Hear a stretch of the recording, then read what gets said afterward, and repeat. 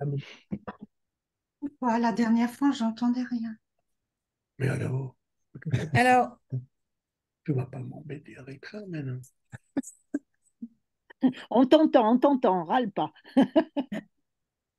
Bonjour à toutes et à tous.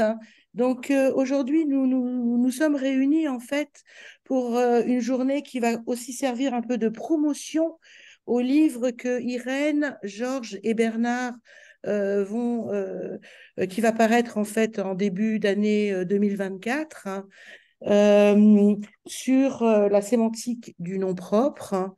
Et comme vous le savez, il y a eu énormément d'écrits sur ce thème. Et l'originalité de ce livre, il est double. Tout d'abord, parce qu'il envisage le nom propre en diachronie, c'est-à-dire qu'il s'intéresse, euh, excusez-moi, il faut que j'admette en même temps, c'est pas évident. Il s'intéresse en fait à comment la problématique Alors, comment la problématique du nom propre est apparue dans l'histoire, comment elle s'est élaborée et dans quel champ disciplinaire, grosso modo, elle s'est constituée. Voilà. Après, il y a une partie du livre, bien sûr, qui porte sur l'approche des noms propres dans la philosophie du langage. Et puis, la dernière partie du livre est consacrée, en fait, aux thématiques contemporaines auxquelles donne lieu actuellement le nom propre. Donc ça, c'est la première originalité du livre, c'est cette idée en fait de balayage de l'Antiquité grecque. Et donc on a une chance folle d'avoir Frédéric Lambert avec nous. On a Julie là, Brunberg qui vient de se connecter pour le Moyen Âge et on te remercie d'être là. Vous voyez, normalement, on aurait dû avoir après Julie Brunberg, Martine Pécharmant pour avoir une cohérence dans le temps. Le problème, c'est que Martine a des obligations ce matin et c'est pour ça que finalement sa conférence n'aura lieu que cet après-midi. Voilà. Mais sinon, ça ne faisait pas, au départ, ça ne faisait pas sens de mettre Martine Pécharmant euh, euh, au parc contre Julie et Denis Vernon. Excusez-moi, j'admets en même temps. Donc ça, c'est la première originalité du livre. La deuxième originalité du livre, et bien évidemment, cette originalité, elle vient des concepteurs du livre, donc de Irène, de Georges et de Bernard, c'est sa pluridisciplinarité.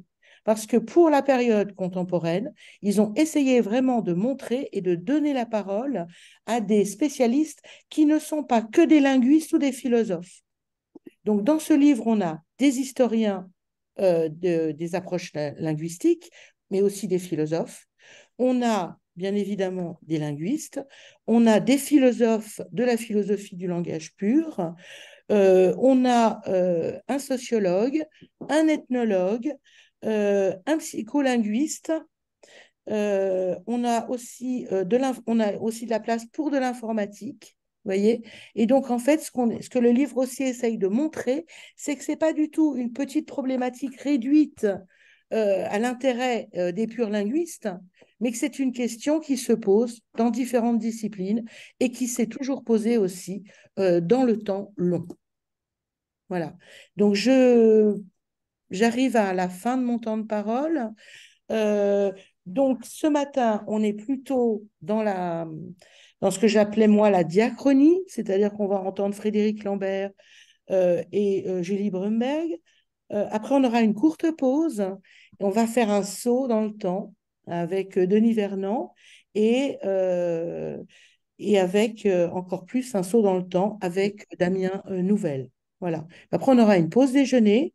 Normalement, on va après attaquer donc les problématiques plus contemporaines, sauf donc de 14h30 à 15h, où on aura la chance d'entendre Martine Pécharmant sur l'âge classique.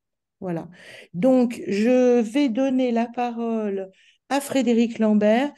Frédéric, est-ce que vous avez un PowerPoint? ouais, Je peux parler là, vous m'entendez? Oui. Très bien.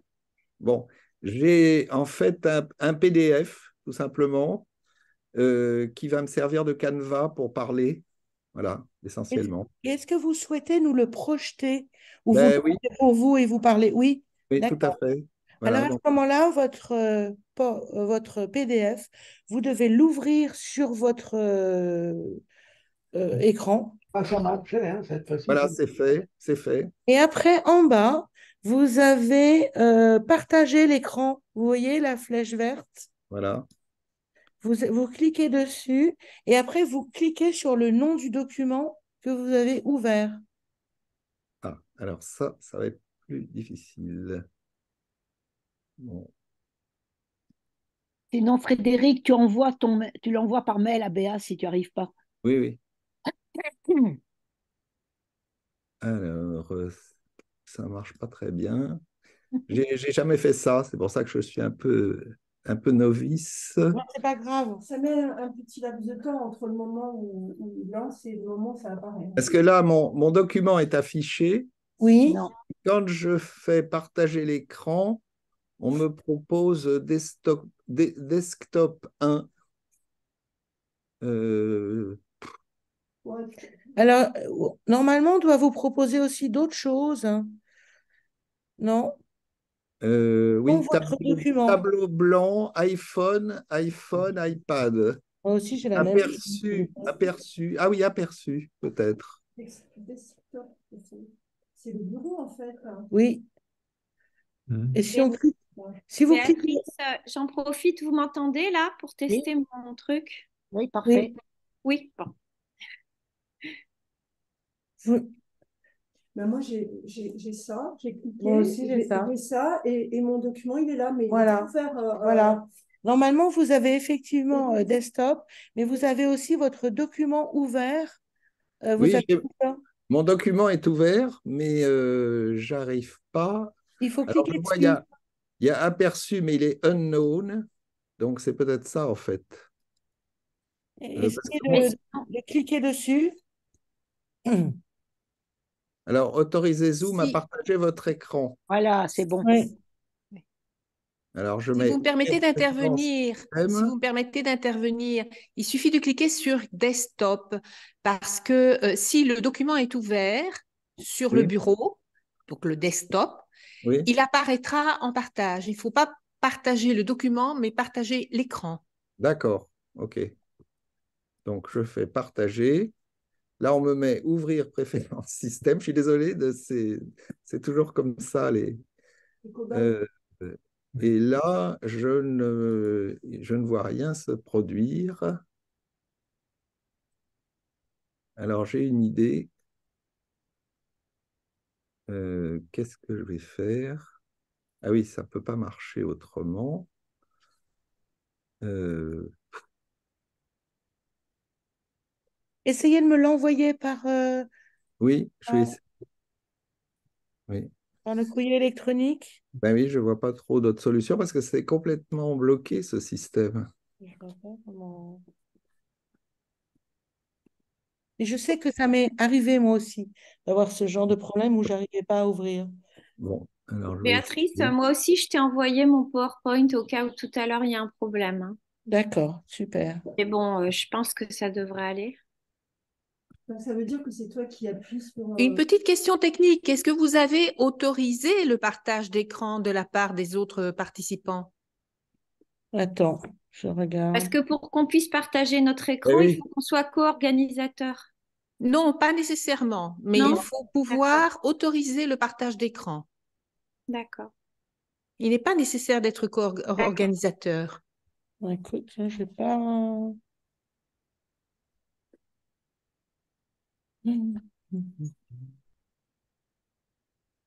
Frédéric, pardon, effectivement, si tu cliques sur partager l'écran, tu auras un ensemble de fenêtres, dont celle que tu as citée, iPad, iPhone, mais non, aussi mon écran si c'est pas desktop. Et c'est vrai que c'est celle-ci qui devrait pouvoir fonctionner en réessayant peut-être à nouveau. Oui, Oui. même si on ne voit pas le fichier qu'on veut partager, il apparaîtra au moment du partage. Hmm. Alors, Condividi, donc partage écran. j'ai pas reçu Frédéric, hein, ton Non, non, fichier. je vais l'envoyer parce que D'accord. ça m'apparaît complètement bloqué. Et est-ce qu'il faut nécessairement que ce soit du Tiens, PDF? devis. Est-ce Non. que si c'est du PowerPoint, ça marche aussi? Ouais. Est-ce qu'il faut qu'ils soient en plein écran ou peu importe?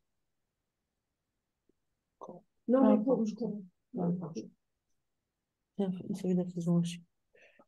Bien. On va y arriver. Alors, c'est pas ça.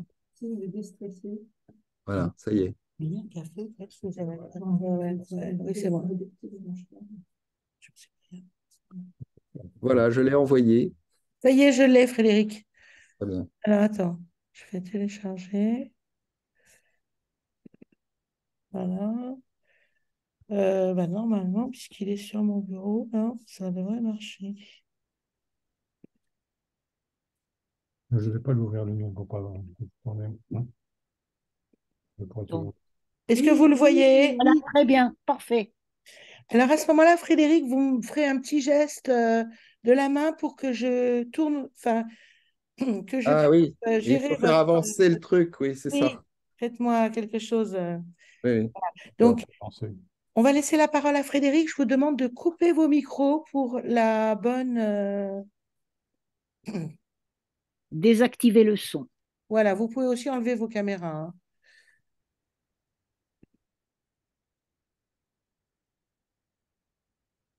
Voilà, bon, donc merci à tous de m'écouter. Je vais un petit peu improviser sur le canevas de mon PDF. C'est pour ça que c'est un peu compliqué pour moi de ne pas avoir la maîtrise du passage d'une page à une autre. Mais bon, je vais essayer de me débrouiller et peut-être qu'avec comment dire, les têtes de chapitre que j'ai indiquées, peut-être que Béatrice pourra avoir pas trop de mal à faire avancer les choses. Donc, j'ai déjà, il y a pas mal d'années, j'avais travaillé sur le nom propre chez Apollonius Discol, donc j'avais pas mal travaillé là-dessus, et je me suis aperçu en retravaillant, grâce à Irène Tamba, que je remercie, parce que son projet m'a obligé à revenir là-dessus, mais ça a été en même temps un plaisir. Donc, je me suis remis au travail sur cette question du nom propre. Je ne voulais pas faire une correction ou une reprise de ce que j'avais fait. Donc, je suis parti sur un point de vue un peu différent. Et comme je savais qu'on travaillait dans un recueil où il y a des philosophes, entre autres, et des historiens, j'ai élargi mon enquête à trois domaines qui sont en fait les principaux domaines qui parlent du langage dans l'Antiquité grecque, c'est-à-dire la philosophie, la rhétorique et la grammaire. Alors, en fait, je me suis rendu compte que la seule grande théorie du nom propre, si on peut dire, dans l'Antiquité grecque, eh bien, c'est justement celle d'Apollonius Discol. Donc, voilà, je renforce la position, je dirais, intellectuelle et scientifique d'Apollonius en présentant ce travail. Alors, ce qu'il faut dire, c'est que peut-être au départ, il faut dire que le rapport entre la philosophie, la rhétorique et la grammaire n'est pas entièrement paisible. C'est-à-dire que, en fait, en particulier, les philosophes et les grammairiens sont un petit peu à couteau tiré, si je puis dire. Et il y a une citation que je mets au tout début, que vous avez sous les yeux. Donc, c'est Chrysippe qui est cité par Philon d'Alexandrie, parce qu'il y a beaucoup de... Enfin, les stoïciens, les philosophes stoïciens, comme on sait, sont essentiellement connus par ce qu'on appelle des fragments, c'est-à-dire des citations par d'autres auteurs. Donc, il n'y a pas de traité intégralement conservé. Voilà. Donc, et Chrysippe aurait dit, les grammairiens sont des voleurs, car c'est le propre de la philosophie que d'établir par ses recherches ce qu'est conjonction, nom-verbe, nom commun, nom propre, etc. Et suit en gros une énumération de toutes les catégories grammaticales. Donc visiblement, les philosophes considéraient que c'était leur rôle de parler de la grammaire et pas des autres. Alors, je vais aller assez vite si je peux, sur la question des approches philosophiques, moi, je ne suis pas philosophe, je ne suis pas historien de la philosophie, donc je vais juste citer quelques phénomènes qui me semblent intéressants, enfin, à partir de certaines citations. Donc, il y a deux passages, en particulier chez Platon, qui parlent indirectement, je dirais, du nom propre. Il y a d'abord un passage du Sophiste, très connu, où il s'agit d'établir la possibilité d'énoncer vrai et d'énoncer faux, par conséquent. Comme exemple, Platon donne Théétète est assis, et le deuxième exemple, c'est Théétète avec qui je parle actuellement vole. Donc, en fait, j'ai le sentiment que cet usage du nom propre montre que ce qui est essentiel pour Platon, pour aller très vite, hein, puisque, encore une fois, je résume un peu, il s'agit d'établir ce que j'appellerais des conditions de bonne référence. Donc, ça se montre en particulier dans la deuxième formule, où pour éviter toute ambiguïté, qui est le principal problème dans la référence, Platon ajoute avec qui je parle actuellement. Donc, c'est bien ce tête-là dont il est question. Et indirectement, Platon montre par là que le nom propre est le meilleur nom possible, parce que c'est le nom le plus singulier, dont la référence est la plus singulière possible, mais malgré tout, cette singularité de la référence du nom propre n'est pas suffisante, et c'est pour ça qu'il est obligé d'ajouter avec qui je parle actuellement. Alors le deuxième, donc je dirais, c'est assez intéressant de voir qu'à l'origine de la représentation, je dirais, du nom propre, se trouve la question de la référence. Ensuite, la deuxième citation, celle du Cratyle, c'est un exemple parmi des centaines, ou en tout cas des dizaines. Donc, ce qui est intéressant, c'est que dans le Cratyle, donc, qui propose, entre guillemets, des étymologies, pour moi, la notion d'étymologie doit être prise dans un sens évidemment assez différent du sens moderne, c'est-à-dire c'est en fait une reconstruction, j'ai envie de dire morphosémantique, des termes. Il n'y a pas de morphologie à l'époque, et je dirais même que la notion de morphème, évidemment, n'existe pas. Donc, de sous-composants des mots, c'est quelque chose qui est encore en gestation. Et même les grammairiens ne vont pas être très clairs sur ce sujet. Alors, dans l'Antiquité. Alors, ce que j'ai donné comme exemple, c'est l'étymologie d'Agamemnon. Donc, Agamemnon, c'est évidemment, l'étymologie ne peut se comprendre qu'à partir du grec, dont j'ai mis la transcription. Donc, agastos kata ten epimonen, c'est-à-dire admirable.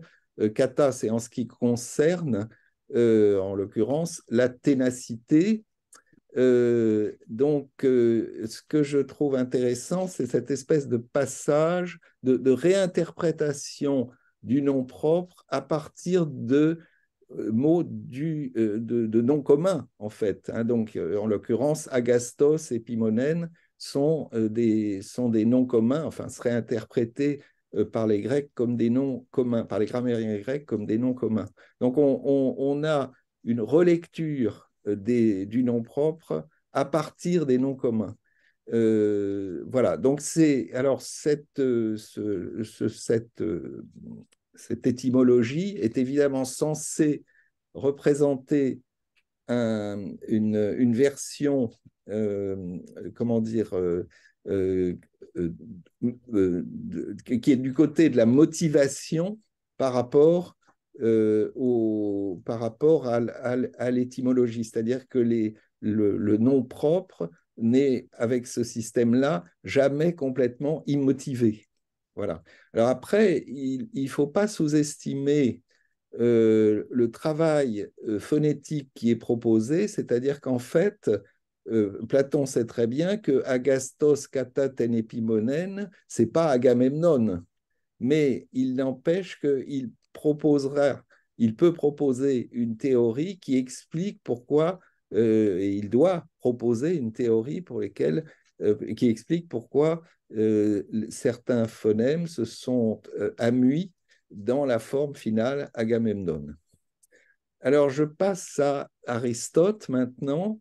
Alors, une première citation que je donne, qui me semble intéressante, c'est le soleil, disions-nous, est au nombre des choses singulières, comme Cléon ou Socrate. Donc là, on est à nouveau dans la... Alors, je pense qu'il y a une très forte ambiguïté chez Aristote qui est assez difficile à démêler entre la signification et la référence.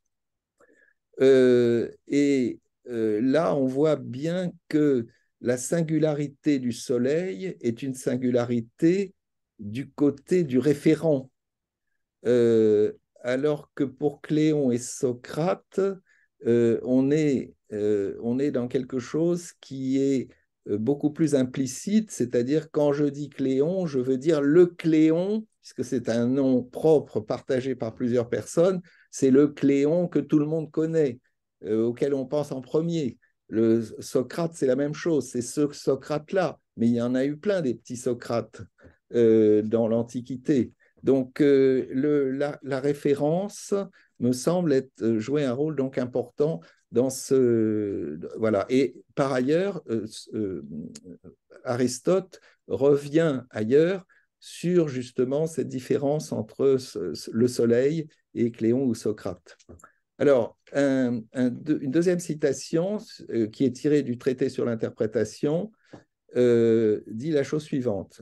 Un nom est un vocable signifiant par convention, sans référence à un temps et dont aucune partie considérée séparément n'est signifiante. Dans beau cheval, alors en tant que nom propre, hein, bien entendu, c'est pour ça que j'ai mis une majuscule, la composante cheval, hypos, ne signifie rien en lui-même, alors qu'il le fait dans l'expression beau cheval. Alors évidemment, à partir de là, on va dire, bon, ce que ça veut dire, c'est que dans le cas du nom propre, les termes n'ont plus leur signification et donc on peut considérer que c'est l'ensemble qui a une valeur conventionnelle et on retrouve les théories habituelles du nom propre. En fait, un peu plus bas, Aristote dit la chose suivante, dans les noms composés, une partie veut bien dire quelque chose, mais ne signifie rien séparé de l'ensemble. C'est-à-dire, il dit la même chose, mais l'exemple qu'il donne n'est plus un nom propre, c'est un nom commun. C'est-à-dire, donc, ce que j'ai traduit par vaisseau corsaire, donc epactrokeles, où les deux composantes, epactro et keles, enfin, c'est pas tout à fait keles, mais peu importe, les deux composantes sont des composantes de noms communs et débouchent sur un nom composé. Hein. Donc, et par la suite, il dit, je dis par convention, alors il parle de convention dans ce contexte, je dis par convention, donc c'est ce qui est plus haut dans la citation, je dis par convention parce qu'aucun vocable n'est un nom par nature. Mais ce nom par nature, il faudrait pas. Aucun nom, aucun vocable n'est un nom par nature. C'est-à-dire, en fait, aussi bien les noms communs que les noms propres. Donc, il faut pas créditer Aristote de l'idée d'avoir clairement distingué entre le nom propre et le nom commun. Je dirais même que c'est le contraire. Alors, le texte de la poétique, comment dire, enfin, je vais essayer d'aller un petit peu plus vite. Donc, il reprend l'idée des noms doubles avec Dieudonné, qui est un nom propre, mais où il redit que la composante d'Horos n'est pas signifiante. Donc, c'est l'ensemble qui est signifiant. Hein, et donc, de ce point de vue-là, je pense qu'il ne fait pas de différence avec le nom commun. Une autre citation qui me semble intéressante, toujours du traité sur l'interprétation, est en dessous. Si Socrate est Socrate et qu'il est un homme, on dira aussi qu'il est un homme Socrate, et s'il est homme et bipède, il sera aussi un homme bipède. Alors, pour moi, cette formule est une formule qui montre à quel point, c'est comme ça que je l'interprète en tout cas, à quel point Socrate est complètement intégré à l'ensemble de la catégorie nominale. C'est-à-dire que Socrate, homme, bipède, sont tout simplement des propriétés de Socrate, qui ne sont pas au même niveau, naturellement, mais qui sont quand même des propriétés. Et cette propriété d'être Socrate, alors je ne sais pas si ce que j'ai mis ensuite, parce que comme je n'ai pas la main sur le... voilà, alors ça c'est un texte très intéressant, un petit peu long, mais bon, tant pis, je m'arrêterai quand Béatrice aura la bienveillance de me signaler que mon temps de parole est écoulé.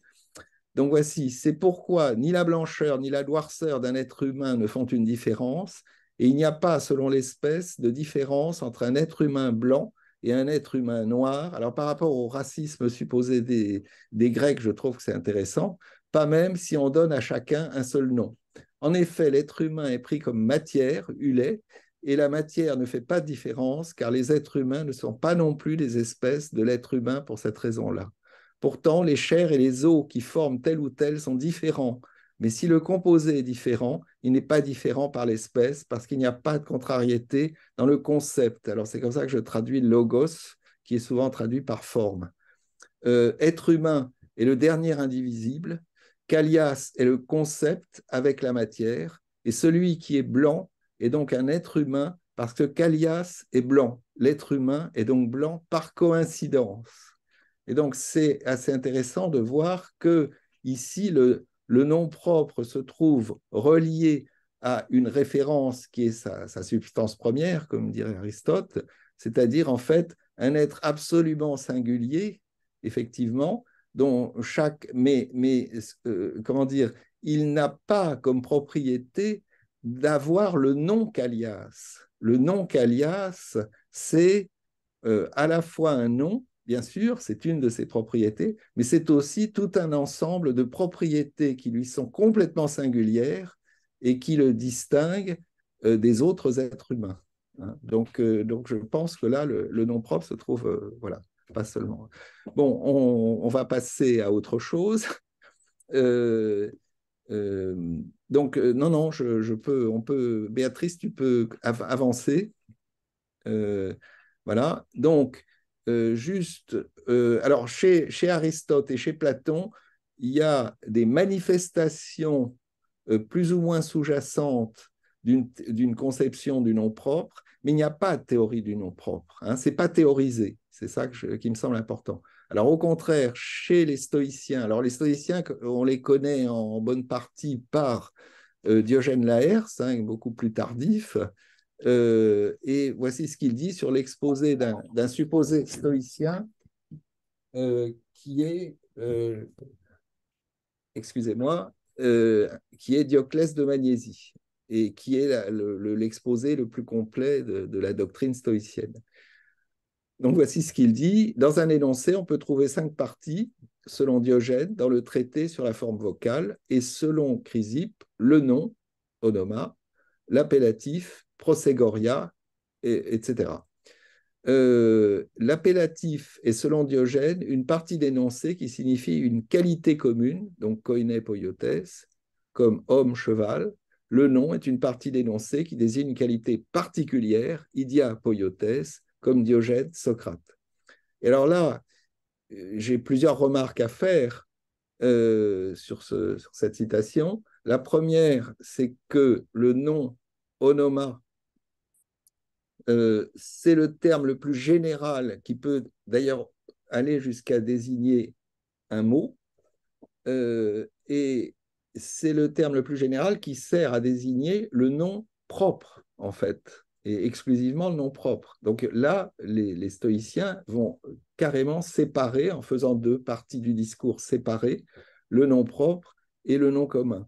Et le nom commun est donc appelé prosegoria, c'est-à-dire appellatif, hein, très exactement. Et alors, ce qui est intéressant, qui va se retrouver dans toute la tradition grammaticale ultérieure, c'est la séparation entre la désignation du nom commun et du nom propre, et en l'occurrence, ce qui nous intéresse, le nom propre, et la sémantique qui est associée.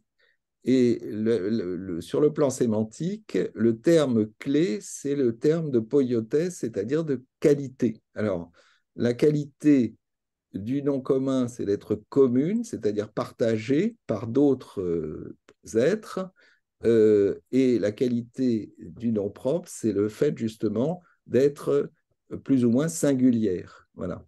Alors, ce qui est intéressant, en particulier sur le plan de la terminologie, c'est que, à la limite, le terme de nom propre va, en quelque sorte, accorder une première place à la valeur sémantique, c'est-à-dire au terme idia poiotès. Alors que les termes grecs, pour désigner le nom propre, sont en général pas du tout orientés de cette manière-là. C'est ce qu'on verra en particulier chez les grammairiens. Mais c'est déjà cette scission un peu étonnante entre la dénomination des catégories et le sémantisme se trouve déjà donc chez les stoïciens. Alors, un autre aspect de la doctrine stoïcienne, c'est qu'ils sont assez cratiliens. C'est-à-dire que c'est pour ça que j'ai cité cette citation très tardive qui est donc un fragment évoquant les théories de Chrysippe. Il donne l'étymologie, par exemple, du nom d'Idoné. Donc Chrysippe dit qu'il ne faut pas donner à Dionée le nom qu'on lui donne généralement, mais qu'il faut l'appeler Didonée parce que c'est une divinité qui contribue, et c'est le verbe épididonai, donc Didonée, Didonai, au plaisir de la procréation. Cypris, le nom de Cypris est expliqué parce que c'est en relation avec le verbe kuein qui renvoie à la conception, et la cythérienne est étymologisée à partir du même terme de conception, kuein, et du mot qui désigne les animaux sauvages, c'est-à-dire thérion.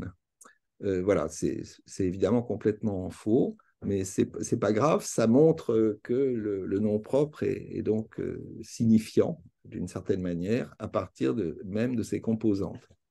Voilà. Alors, je vais sauter sur les commentateurs d'Aristote parce que ça n'ajoute pas énormément de choses, à mon avis. Je veux juste, alors, sur la rhétorique, je voudrais dire une chose essentiellement, c'est que finalement, la citation d'Aristote de la rhétorique est intéressante de ce point de vue-là.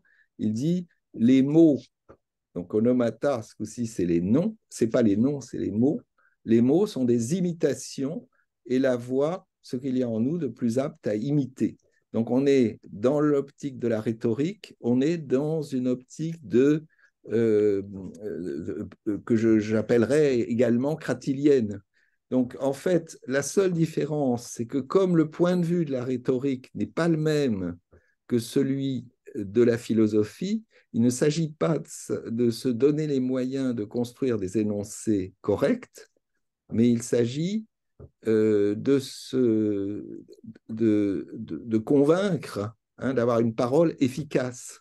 Et pour avoir une parole efficace, il faut essayer que même les noms propres ne soient pas en contradiction avec le sens qu'on donne à son discours. C'est pour ça que, par exemple, une chose, enfin, c'est ce qui est un des exemples intéressants, c'est quand Aristote mentionne dans une pièce de théâtre Hérodikos qui dit à Thrasymach, qui donc en grec se dit Thrasymachos, tu es toujours un fier combattant. Or, Thrasymachos, le nom propre, est évidemment homonymique de l'adjectif trasumakos, qui signifie fier combattant. Donc, je pense que l'un des objets de la rhétorique va être justement de faire prendre conscience, en ce qui concerne le nom propre, faire prendre conscience à l'orateur qu'il faut qu'il fasse attention quand il utilise un nom propre, qu'il soit, si possible, qu'il aille dans le même sens que son argumentation.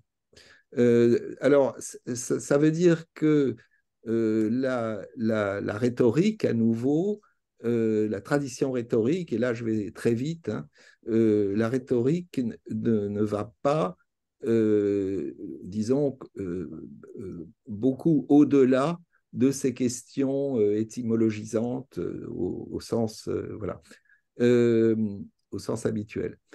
Donc, j'en arrive un peu tardivement aux traités grammaticaux. Donc, la base historiquement théorique de ces descriptions grammaticales se trouve chez Denis Iltras. Alors, Denis Iltras, théoriquement, on est au IIe siècle avant Jésus-Christ, 4 siècles avant Apollonius d'Iscole, mais en fait, comme on sait, c'est un texte très controversé, en particulier sur le plan de la date, de la datation.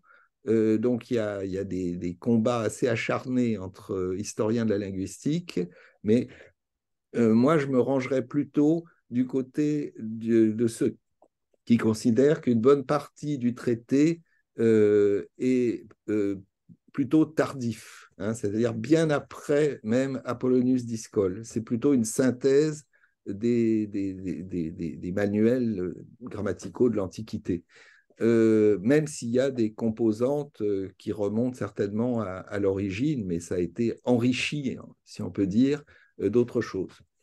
Alors, donc voici la présentation, donc avec la terminologie nouvelle proposée par les grammairiens.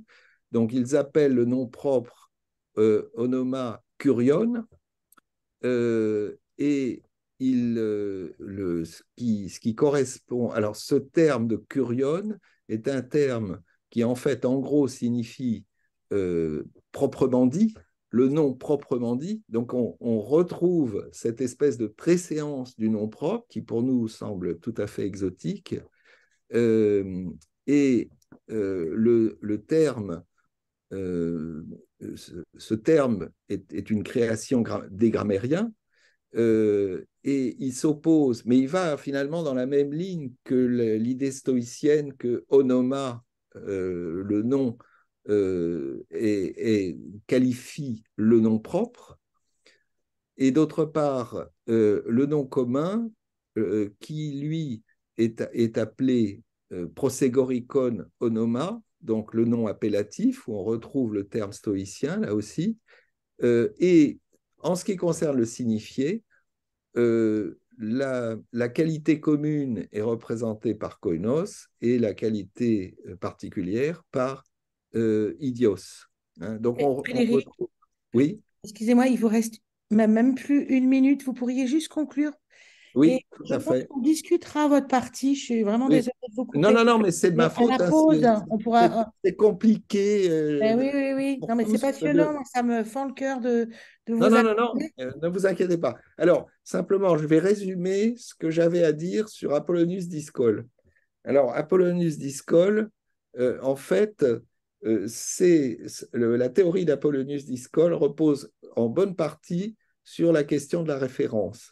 C'est-à-dire qu'il distingue entre la référence du nom propre, la référence pronominale, et tout d'un coup, ça m'échappe, et la référence, oui, de l'adjectif, disons, de ce qui correspond à l'adjectif. Alors, oui, et puis l'article, voilà, il y a 4 composants. Alors, le nom propre a une référence donc, qui se veut singulière, mais qui en fait ne l'est pas, parce que le nom peut être partagé par plusieurs personnes, et il passe par la représentation de qualité. Et donc, de ce point de vue-là, Apollonius est est partisan du fait que le signifié du nom propre ne se limite pas au nom lui-même. Il est le nom réunit en lui-même un certain nombre de propriétés qui rejoignent un petit peu ce que je disais tout à l'heure à propos d'Aristote, hein, qui sont pas seulement, qui sont des propriétés extrêmement individuelles, personnelles et concrètes. Le pronom, lui, il passe par la voie de la déixis. Donc, par la déixis, on peut retrouver pas mal de choses, mais il y a aussi beaucoup de choses qu'on ne retrouve pas. Et enfin, dernière chose, l'adjectif est nécessaire pour désambiguiser les noms propres. Et en fait, donc ça va être Ajax fils d'Oïlé et Ajax fils de Télamon. Et enfin, l'article, lui, il passe par l'anaphore. Et par l'anaphore, il rejoint le pronom, la déixis pronominale, à cette différence près qu'à lui tout seul, il ne peut pas fonctionner. Donc, il a besoin d'un nom qui lui sert d'appui. Voilà. Bon, ben, j'ai à peu près fini mon parcours je suis un peu elliptique, je suis désolé. Voilà, merci de m'avoir écouté. Nous vous remercions beaucoup. On va donner la parole à Julie et on discutera sur votre partie pendant la pause Ah oui, après pour la pas avoir conférence de trop Julie. de... Ah oui, parce qu'il va y avoir trop de décalage. Et comme Julie, après, elle anime un séminaire, on ne peut pas. Comme ça. Alors, je vais défaire. C'est passionnant, oui. C'est vraiment un crève-cœur de vous arrêter. Vous voulez qu'on se partage le travail parce que vous êtes à la fois sur Oui, je suis partout, moi, là. l'entrée Ouais, des ouais. gens, des comptes du temps. Pas grand-chose, moi, je D'accord. prends des notes, j'indique le temps. Oui, alors d'accord. Sur le D'accord, parce que là, moi, j'ai- je ne peux pas le faire, mais Moi, je fais tout. Là, de toute façon, en principe, peut-être Julie arrivera à projeter elle-même. Mais il faudrait que Non, que je- Béatrice arrête de partager son C'est écran. ça. J'arrive plus à revenir sur le truc. Faut Je aller sais. là, je pense. Ah, voilà, Où? ici. Attends, nouveau partage? Non. Non, arrêtez le partage d'abord. Ah oui, pardon, excuse-moi. Extra. Bah non. Voilà. Alors moi, j'essaye de partager le mien maintenant. Alors, OK? oui, alors, c'est elle qui le fait, c'est pas toi. Ouais, je le fais moi, hein, parce que normalement, je sais faire. Hein. J'avais envoyé en cas de problème. Hein. Donc, vas-y, Julie. Alors, j'ouvre mon... Excusez-moi, j'avais oublié de l'ouvrir à l'avance. Alors maintenant, je vais essayer de partager mon document plutôt que mon écran. Ça vous évitera de voir les photos de mes enfants en plus. Voilà, partager. Alors, est-ce que vous le voyez? C'est parfait. Ah, super. Voilà. Alors, donc, merci beaucoup de m'accueillir au sein de votre volume. Je remercie Béatrice, Bernard Bosredon, Irène Tamba et Georges Kléber. C'est vraiment une très belle opportunité pour moi de revenir à mes amours grammaticales. Donc, mon article, dans sa version écrite, comporte 4 parties. Donc, la première partie aborde des problèmes de méthode autour des noms propres et des noms propres entre guillemets, de la catégorie grammaticale de noms propres. La deuxième partie envisage l'héritage ancien et ses transformations médiévales, donc avec la naissance médiévale d'une sémantique du nom propre à l'interface de la grammaire et de la logique. Donc, dans cette partie, en fait, je m'occupe de Priscien et pas d'Apollonius, comme ça, je ne fais pas double emploi. Ensuite, la troisième partie aborde le XIIe siècle sous un angle bien spécifique, qui est la question de la substantialité de la signification des noms propres de substance au XIIe siècle, avec la naissance des théories de la référence directe au début du XIIe siècle. Donc, on voit au début du XIIe siècle, chez Abélard et chez le commentaire, enfin dans un commentaire aux institutions de Priscien de Guillaume de Conches, naître pour la première fois l'idée que les noms propres signifient et nomment la même chose. puisque dans la génération précédente, on avait inventé la distinction entre nomination et signification, mais que dans un premier temps, on avait à accorder au nom propre et au nom commun la même structure, c'est-à-dire nommer la substance et signifier la qualité. Là, pour la première fois, on a des théories qui affirment l'identité de la signification et de la nomination des noms propres qui ne vaut pas pour les noms communs. Et ensuite, dans ma quatrième partie, j'examine les sémantiques paradoxales du nom propre comme terme singulier au XIIIe siècle. Alors, dans cette partie, je reviens sur les stratégies des grammairiens à partir de la fin du XIIe siècle qui tendent à éviter un certain nombre de questions philosophiques les plus épineuses liées à la théorie de l'individu, de l'individualité, de l'individuation, des concepts du singulier et de la présupposition d'existence. Et puis, ça c'est le premier corpus, le corpus des grammairiens modistes du XIIIe siècle. Et puis ensuite, j'envisage 3 corpus logico-philosophiques dans lesquels sont affirmées donc, des théories très intéressantes de la sémantique des noms propres, l'identité du signifié, du supposé et de l'appelé, ça c'est dans les Tractatus de Pierre d'Espagne, qui est le manuel le plus connu du Moyen-Âge. Et ensuite, un certain nombre de questions qui sont posées, notamment dans la littérature des sophismata, et qui se pose le problème du présupposé d'existence des noms propres, ce qui va interdire les inférences de l'universel au singulier et qui va poser d'énormes problèmes logiques. Ensuite, dans les commentaires à la métaphysique d'Aristote, suite à un certain nombre de mauvaises interprétations, se pose la question de savoir si les particuliers ont un nom propre. Et puis, dans le cadre de cette discussion, s'invente pour la première fois, donc au XIIIe siècle, la distinction entre les noms propres du langage ordinaire et les noms propres logiques, distinction qui va être ensuite au cœur de la discussion de Buridan au XIVe siècle. Voilà, ça c'est le panorama général. Alors d'abord, quelques mots introductifs et conclusifs. Quelques mots introductifs. Alors d'abord, donc comme vous l'avez compris, mon propos se concentre sur la phase formative de la sémantique des noms propres, à savoir les XIIe et XIIIe siècles, ainsi que sur les rapports de cette dernière avec la réflexion antique, qu'elle soit philosophique ou grammaticale. Alors, je rappellerai juste pour donner le cadre général que convergent au Moyen-Âge 2 traditions grammaticales. Une tradition romaine, la tradition de Donat, qui est peu philosophisée et qui est considérée au Moyen-Âge comme porteuse d'une grammaire élémentaire enseignée en amont de l'université.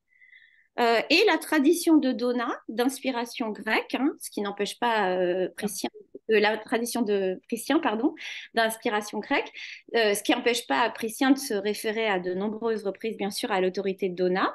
Et celle-ci est considérée au Moyen-Âge comme une grammaire avancée, une grammaire théorique, qui est seule enseignée à l'université, à l'exception du 3e livre de l'Ars Donati sur les barbarismes. Alors, outre ces 2 traditions grammaticales, romaines et grecques, qui convergent au Moyen-Âge, on a l'introduction, les médiévaux inventent aussi d'autres formes de grammaire et d'autres types de manuels de grammaire, notamment le cas le plus connu, les grammaires versifiées de la grammaire positive, dans ce qu'on appelle la grammaire positive au Moyen-Âge, donc le Graechismus d'Évrard de Béthune et le Doctrinale d'Alexandre de Villedieu, qui sont rédigés à la naissance des universités au tournant des XIIe et XIIIe siècles, et qui correspondent à l'apprentissage des règles de grammaire enseignées à un niveau pré- ou para-universitaire, donc un peu l'équivalent de l'enseignement secondaire à notre époque. Et ces grammaires versifiées représentent à peu près ce qu'on appelle la grammaire à l'école aujourd'hui.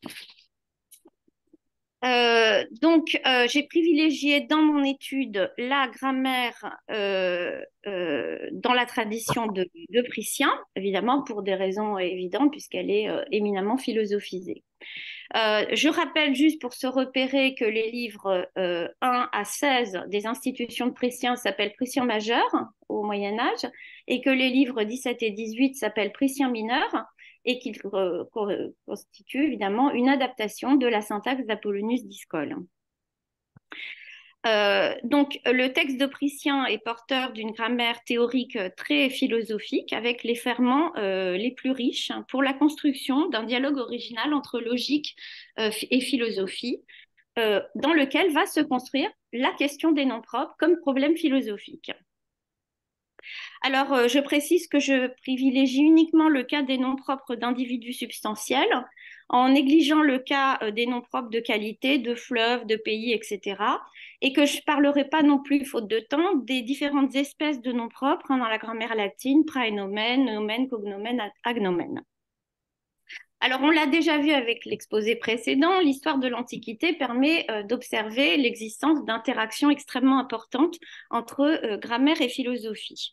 Il existe aussi, je signale, donc c'est à la fin de cette page de bibliographie, des interactions avec la pensée chrétienne des noms propres, en particulier chez les pères cappadociens, chez Basile de Césarée. Cependant, le Moyen-Âge forme un moment fondateur dans l'histoire de ces interactions, avec des résultats d'un intérêt exceptionnel, c'est-à-dire la naissance d'une véritable sémantique du nom propre, à la fois comme entité linguistique et comme catégorie logico-grammaticale. C'est à cause de cette double histoire des noms propres, c'est-à-dire les noms comme Socrate et les noms propres comme catégorie grammaticale, que je me propose ici de réfléchir aussi bien sur le contenu de cette sémantique que sur la nature des négociations disciplinaires qui se jouent entre grammaire et logique autour de la question des noms propres. Alors maintenant, sur le plan de l'histoire des disciplines, le mouvement général qu'on peut reconstituer pour l'ensemble du Moyen-Âge va plutôt dans le sens d'une première élaboration conjointe, grammaticale et logique de la sémantique des noms propres. Donc, on observe au XIIe siècle la distinction entre nomination et signification, et puis la construction d'une sémantique spécifique pour les noms propres opposés aux noms communs. Et puis ensuite, on observe une relocalisation plus ou moins marquée de la question du nom propre dans les textes de logique et de philosophie dans un deuxième temps, surtout à partir de la fin du XIIIe siècle. En grammaire, donc le traitement du nom propre tend, à partir de la fin du XIIe siècle, à se recentrer sur des questions purement internes à la théorie grammaticale, en termes de syntaxe et de mode de signifier. Donc, à ce moment-là, les maîtres de grammaire tendent à réactiver la référence à la définition d'ONA des noms propres, où la qualité signifiée par le nom propre est clairement un mode de signifier, c'est-à-dire une qualité du nom, et non une réalité de nature ontologique, c'est-à-dire la qualité de l'individu nommé. Il manifeste ainsi une tendance à maintenir à distance les aspects les plus problématiques de la sémantique des noms propres, c'est-à-dire la nature de l'individualité et de l'individuation, l'existence d'un concept qui soit véritablement singulier et la question de la présupposition d'existence. À ce moment-là, la question des noms propres devient de plus en plus un problème philosophique pour le rester jusqu'à nos jours dans la philosophie analytique et ne renaître en grammaire que tardivement comme problème théorique. À partir du XIVe siècle, la philosophie et la logique semblent simplement s'approprier purement et simplement la conceptualité grammaticale et la question des noms propres et des pronoms, pour donner lieu à une logique des termes singuliers. Donc, c'est une nouvelle catégorie, les termes singuliers, une catégorie logique qui est née au XIIIe siècle et qui incluait au Moyen-Âge les pronoms, les noms propres et un syntagme complexe formé par un pronom démonstratif et un nom d'espèce comme cet homme. Donc, c'était les trois... voilà. Donc, du fait de la nature dissociée de la réflexion logique par rapport à celle de la grammaire, je n'évoquerai dans mon article qu'à la marge le XIVe siècle, en particulier Buridan, qui est l'auteur de la théorie des noms propres et des termes singuliers, la plus originale du Moyen-Âge, et qui va avoir une influence considérable sur le Moyen-Âge tardif. Donc là, je renvoie à une synthèse qui va bientôt paraître sur la Stanford Encyclopedia. Alors, d'un point de vue doctrinal, le trait le plus marquant de la sémantique logico-grammaticale des noms propres qui s'invente au Moyen-Âge est l'infléchissement donné à la position intermédiaire des noms propres entre pronoms et appellatifs. Alors, cette position intermédiaire était déjà une conquête de la grammaire grecque au regard de la théorie stoïcienne, où le nom, c'est-à-dire les noms propres de la grammaire, n'avait pas de pouvoir identifiant et existentiel, ce pouvoir étant réservé aux articulations définies, c'est-à-dire aux pronoms de la grammaire technique. Et les noms propres ne donnaient lieu qu'à des propositions dites intermédiaires, exactement comme les appellations, c'est-à-dire les noms appellatifs de la grammaire technique, et non à des propositions définies. Passant par-dessus l'innovation de Prussien, qui voulait revenir sur le pouvoir d'identification unique de principe des noms propres, une fois le phénomène de l'homonymie écarté, hein, donc ça c'est ce qu'a bien montré Marc Baratin dans son article de 2006, les maîtres médiévaux négligent complètement cette position de Prussien, ils passent par-dessus et ils attribuent aux noms propres une capacité d'identification unique de la personne. C'était une propriété qui était jusque-là réservée aux pronoms, contrairement aux noms appellatifs, en plus de la signification de la qualité, de la même façon que les appellatifs. Donc les pronoms se retrouvent véritablement à mi-chemin, les noms propres, pardon, entre les pronoms avec lesquels ils ont une communauté de fonctions, c'est-à-dire l'identification d'une personne déterminée, et les noms appellatifs avec lesquels ils ont une communauté de signification, c'est-à-dire la signification de la qualité que ne possède pas le pronom, puisque, comme vous le savez, les pronoms signifient la substance pure dans la grammaire de Prussien. Et alors, toute la question théorique va être de savoir si c'est l'unicité de la qualité propre signifiée qui fait le travail d'identification de la référence, auquel cas le nom propre serait comme une sorte de nom appellatif, une sorte de nom appellatif spécial, qui aurait le même fonctionnement sémantique, simplement la référence unique serait le produit de la propriété de la qualité signifiée, ou bien si c'est la structure sémantique même du nom propre qui est différente. Et alors, effectivement, c'est l'option qui va être retenue par un certain nombre d'auteurs qui parlent de l'identité de la signification et de la nomination, de l'identité du supposé, du signifié et de l'appelé, c'est-à-dire de références directes en termes modernes. Alors, ces questions sont au cœur des discussions sur la nature catégorielle des noms propres, puisqu'il s'agit, malgré une théorie de la référence directe, d'assurer l'appartenance des noms propres à la catégorie de la substance. Je vais y revenir. Et elles deviendront de plus en plus aiguës dans le siècle suivant, c'est-à-dire au XIIIe siècle, lorsque les noms propres seront rapprochés encore d'un cran des pronoms, avec l'affirmation chez un certain nombre d'auteurs d'un présupposé d'existence des noms propres et d'une caducité de la signification des noms propres dans le cas des noms propres vides. Voilà, donc de nouvelles questions apparaissent dans les traités terministes, dans la littérature des sophismata et dans les commentaires à la métaphysique, où, comme je l'ai dit, se posent de nouvelles questions comme est-ce que les particuliers ont un nom propre? Alors, quelques mots conclusifs. Donc, en fait, je vous donne que mon introduction et ma conclusion, et après, j'ai préparé plein de choses, mais je pense qu'on n'aura pas le temps d'y revenir. La réflexion sémantique médiévale se joue essentiellement autour de la place intermédiaire des noms propres dans la théorie grammaticale entre pronoms et noms appellatifs. Alors, cette situation intermédiaire en grammaire converge parfaitement avec l'idée en logique, c'est-à-dire qui conserve une signification de la qualité chez les noms propres, en dépit de leur référence individuelle. Elle converge parfaitement avec l'idée en logique que c'est la détermination de la propriété, la qualité ou le concept, hein, ça dépend des contextes, qui est signifié par un nom comme appartenant à un sujet nommé, qui décide du placement de ce nom dans telle ou telle des catégories aristotéliciennes. Donc il ne suffit pas de signifier ce qui est une substance, il faut signifier ce qui est une substance comme une substance, au travers de sa substantialité et non au travers d'une qualité accidentelle comme ce blanc, ce policier, etc.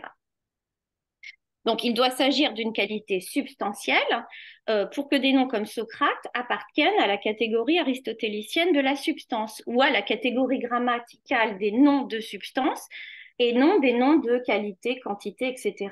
Comme vous le savez, chez Prussien, vous avez cette catégorie des noms comme des noms de qualité, de quantité, etc. Donc les noms propres, comme Socrate, doivent appartenir aussi en grammaire à la catégorie de la substance. Et je renvoie bien sûr ici aux travaux de Marc Baratin sur les différents sens de substance et de qualité chez Prussien, auxquels j'ai ajouté moi-même la question des pronoms chez Apollonius Discol. Alors cet élément de signification substantielle de la substance, si j'ose dire, reste totalement indépassable dans la logique médiévale. Ainsi, nous voyons bien des doctrines au XIIe et au XIIIe siècle qui attribuent au nom propre une référence des individus pour en faire d'une certaine manière des désignateurs rigides, c'est-à-dire des expressions qui se réfèrent à un individu précis, indépendamment de toute description de cet individu. Donc c'est le cas chez Abélard, chez Guillaume de Conches, c'est encore le cas de ceux qui défendent la caducité des noms propres et l'identité du signifié et du supposé au XIIIe siècle, comme Geoffroy d'Aspal, ou au milieu du XIIIe siècle, comme auteur d'un commentaire à la métaphysique, ou bien sûr Pierre d'Espagne, auteur des Tractatus. Mais aucune théorie médiévale n'envisagera sérieusement de dépouiller les noms propres de tout sens au sens fort de ce terme. Alors, qu'est-ce que j'entends par là? J'entends par là un contenu de signification lié à l'essence de l'individu désigné et pas seulement un moyen de fixation extrinsèque de la référence, tel qu'on peut l'observer à titre accessoire, on va dire, chez certains tenants de la référence directe. Par exemple, l'éventuelle description qui accompagnerait l'acte de baptême chez Kripke, laquelle ne joue plus aucun rôle parce que c'est la chaîne causale qui assure la référence, ou encore la solution proposée par François Recanati qui remet en question critiquée par Kripke, c'est-à-dire le sens d'un nom propre A et celui qui porte le nom A, à savoir l'existence d'un trait sémantique ref qui rend inopérant les modes de présentation de la référence et qui repose sur la mise au point de l'idée de concept d'éré. On notera que cette absence de contenu au sens fort ne vaut pas pour un autre utilisateur de cette idée en grammaire, Georges Kleiber, chez qui, je cite, la contrainte dénominative s'accompagne, comme au Moyen-Âge, d'une contrainte ontologique, il doit s'agir d'un particulier, et d'une classification sortale du particulier dénommé, c'est-à-dire homme, par exemple, pour Henri.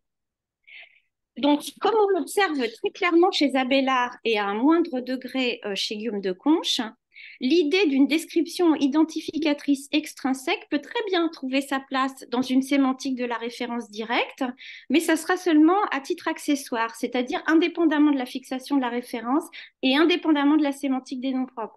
Donc, Abélard dit que le nom propre signifie et nomme l'individu, sans aucune description, que le nom propre veut dire cet homme et rien d'autre, mais il admet par ailleurs qu'une collection d'accidents puisse être associée à l'utilisation des noms propres, mais ça n'a absolument rien à voir avec la structure sémantique des noms propres.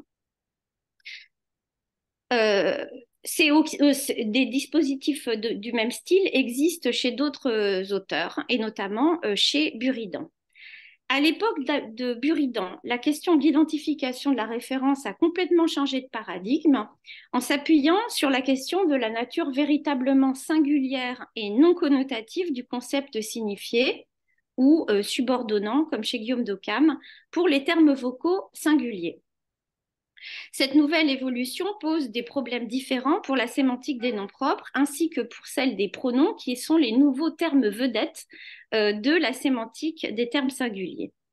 Ainsi, les noms propres mentaux ne semblent ne pas exister dans la logique occamiste, qui est complètement paradoxale dans le cadre d'un nominalisme radical, en l'absence d'une connaissance qui soit à la fois simple, abstractive, non connotative et singulière de l'individu. Et il en est de même des pronoms qui n'existent pas dans le langage mental chez Occam, ce qui laisse l'usage des termes vocaux singuliers sans fondement. Alors, ce point particulièrement paradoxal a donné lieu à des reconstructions, par exemple chez Claude Panaccio, pour essayer de sauver en quelque sorte la logique d'Occam. Chez Buridan, seuls les noms propres vocaux qui correspondent à une connaissance simple, directe, non descriptive, sont de véritables noms propres, logiques. Les autres sont simplement des descriptions définies qui peuvent avoir un référent unique de fait, mais non en droit. Cependant, la théorie de Buridan est un peu plus complexe que ça, car il reconnaît la possibilité pour un locuteur qui n'a pas connu Socrate d'utiliser le nom propre en référence à Socrate, mais en référence indirecte au concept simple, non descriptif de celui qui a imposé le nom Socrate à l'origine, donc dans une sorte d'externalisme linguistique qui rappelle un peu la théorie de la chaîne causale de Kripke. Donc, en dépit de la volonté de ce contenu, de préserver un contenu pour les noms propres et de maintenir une frontière entre noms propres et pronoms, au moins jusqu'au XIIIe siècle, les théories qui insistent sur la nécessité de construire une sémantique spécifique pour les noms propres ont tendance à ne pas préserver, à ne pas réussir à préserver l'unité de la catégorie nominale. Cela s'observe en logique, où la tension existe entre la volonté de penser la singularité des noms propres qui sont imprédicables, donc qui ne peuvent pas occuper la position de prédicat dans une proposition, et la nécessité d'un minimum d'homogénéité du fonctionnement des noms propres et des noms universels, afin de préserver leur contribution au signifié propositionnel. C'est ainsi le cas en grammaire, où la propriété de signification du nom comme partie du discours hérité de Prussien, c'est-à-dire la substance et la qualité, en vient à faire l'objet de reformulations complètement hétérogènes qui n'ont rien à voir les unes avec les autres, dans le cas des noms propres et dans le cas des noms appellatifs. Et là, je ne parle même pas du cas des adjectifs ou des noms substantifs d'accident comme blancheur. La tendance donc de plus en plus dominante en grammaire, comme je l'ai dit, consiste à renoncer à une caractérisation ontologique et noétique de la qualité particulière signifiée par les noms propres, afin de préserver l'unité de la catégorie nominale. Au contraire, les discussions qui continuent de plus belle en logique et en philosophie aboutissent à des conceptions complètement paradoxales de la sémantique des noms propres et à rapprocher dangereusement les noms propres des pronoms. Le recentrement des discussions sur la notion de terme singulier au XIVe siècle tend ainsi à mettre complètement sur le même plan les noms propres et les pronoms, en rupture avec la tradition grammaticale. Et couronnant cette rupture, Jean Buridan affirme qu'en logique en logique, noms et pronoms forment une seule catégorie, n'en déplaise à la grammaire. Voilà. Alors ensuite, j'avais préparé une petite présentation synoptique, mais je pense que c'est fini. Voilà. Tu peux pas. Alors, on te remercie beaucoup, Julie. C'était très, très dense. Donc, je pense qu'on va être tous contents de te lire et même de réécouter l'audio, enfin, la petite vidéo là qu'on est en train de faire, hein. On a deux possibilités parce qu'on a une très grosse pause à midi quand même, de midi à 13h30. Donc, où on s'accorde là 10 minutes de discussion pour parler de ta communication et de celle de Frédéric, ou alors vous préférez quand même avoir une pause et que la discussion soit reportée en fin de journée. Est-ce que vous avez une préférence Moi, je pense qu'il vaudrait mieux, on aura oublié les deux communications, Oui, donc il vaudrait mieux les faire tout de suite et raccourcir la pause midi. d'accord. Alors, Irène, tu veux bien manager parce que moi, je n'ai pas l'autorité. Moi, je vous écoute, ça me passionne et du coup, je suis incapable de vous arrêter ou Bernard. Ouais, Parce je- que... Bernard. Ouais, ouais. Bernard, allez. Oui, oui. Bon, ben, voilà, on a combien de temps là, du coup? Bah, on Ah, prend 10 minutes, un quart d'heure, hein, un quart d'heure, ça vous Ça semble, vous va? ça vous semble aller correct? Un quart d'heure? On ne fait pas plus Hmm. parce que sinon, Bon. hein. Donc, on commence. Donc, Il y a des questions. qui a des questions et à qui?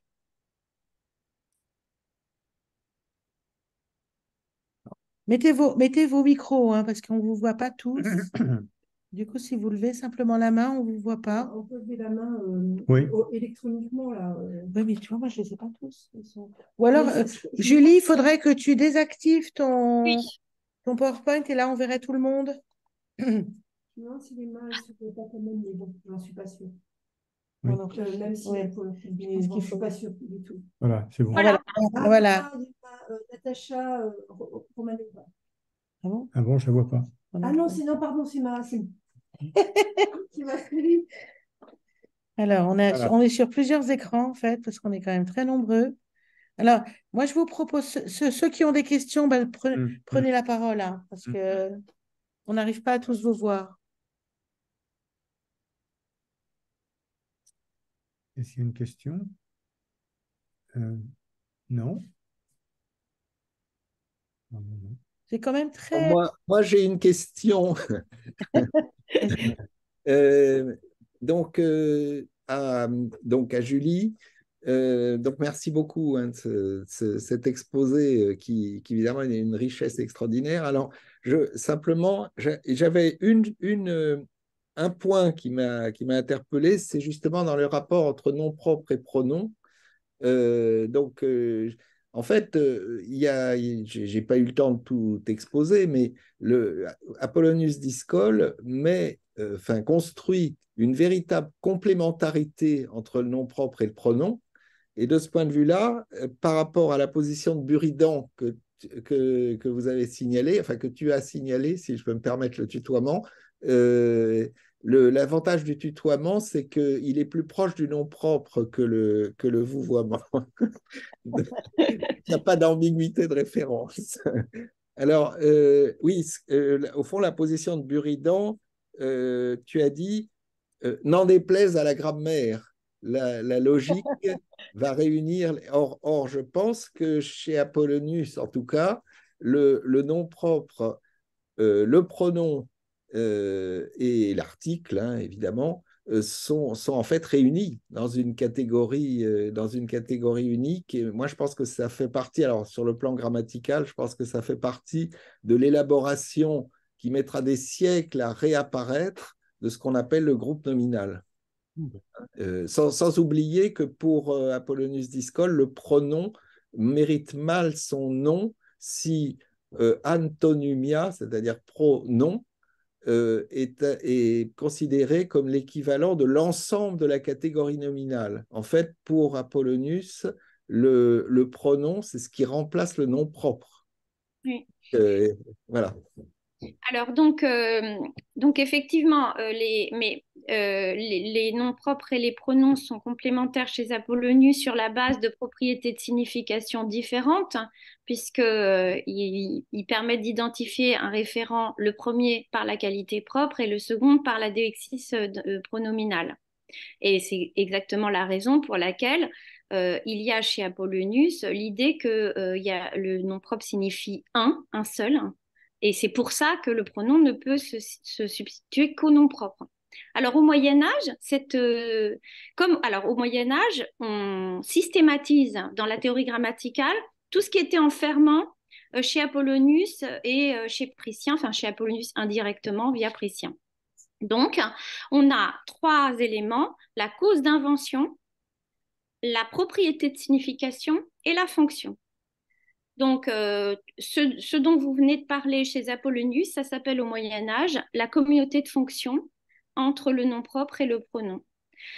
Sur la base d'une propriété de signification au sens grammatical du terme, hein, c'est-à-dire la substance pure, la seule substance pour les pronoms, et la substance et la qualité chez les noms propres. La cause d'invention étant donc différente, la cause d'invention des pronoms et bien sûr l'impossibilité d'utiliser les noms à la première et à la deuxième personne. Plus bien sûr la capacité à exercer la déixis pronominale que ne peut pas exercer les noms propres. Mais à partir du moment où tu attribues une déixis pronominale au nom propre, ben là, ça commence à devenir très difficile, comme Abélard qui dit Socrate veut dire cet homme. Ou au XIIIe siècle, terme singulier qui met dans la même catégorie cet homme, ceci et Socrate. On a du son là? Non. Merci beaucoup. Alors, s'il n'y a pas d'autres questions, écoutez, on va se faire une petite pause, parce que c'est comme ça que la journée se déroulera bien. Je profite quand même pour dire que Béatrice Frankel a un petit Covid, hein, donc elle ne sera pas avec nous. Et donc, ça signifie, si Pierre-Emmanuel Mogg, ça ne te gêne pas, tu vas parler un peu plus tôt dans l'après-midi et la journée, du coup, finira un peu plus tôt. Ce qui est bien, 18 heures, c'est très fatigant quand même, hein. Ça ne te gêne pas, Pierre-Emmanuel? Bien volontiers, ça marche. Extra. Alors écoutez, là où vous vous déconnectez, où vous allez prendre votre café et vous restez connecté, si vous vous déconnectez, ben, je verrai vous réappuyez sur le même lien et je verrai votre nom arriver et de nouveau, je vous accepterai dans la salle, quoi. À quelle Par heure? contre, là, je vais arrêter l'enregistrement. À Ça quelle- permet aussi aux gens de discuter entre eux pendant la pause, en toute tranquillité. Alors oui, alors à quelle heure on se retrouve? Attends, on a quoi? 11 heures? On avait dit 11 heures. C'est un peu court. 10 minutes, ça vous va comme pause ou pas? Oui? Alors on dit 11 heures. Allez, c'est bon. Bon, bah, merci à tous. Hein, je suis obligée de partir Bah et je oui. reviens à 14h30. Merci Non, beaucoup. merci pour ces deux exposés très intéressants. Ah oui, vraiment. Alors attends, j'arrête là.